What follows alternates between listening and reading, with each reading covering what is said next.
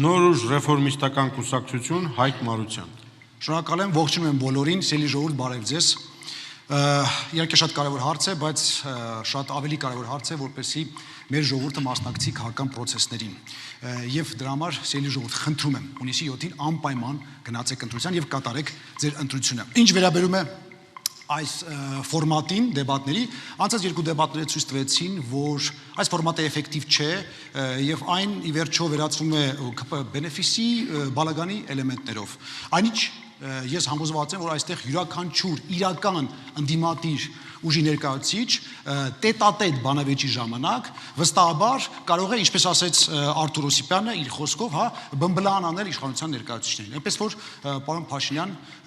բարերեկո, հրավիրում ձեզ տետատետ բանավեճի, կարող է լինել վաղը, ձեր ուզած ժամին, ձեր ուզած վայրում, օրինակ Պետրոսի հետ հացազրույց ունեք, դրա տեղը կարող եք բանավիճել։ Այնպես որ կսպասեմ ձեր պատասխանին, շատ շնորհակալ եմ, լավ երեկո եմ ցանկանում բոլորին, շնորհակալություն։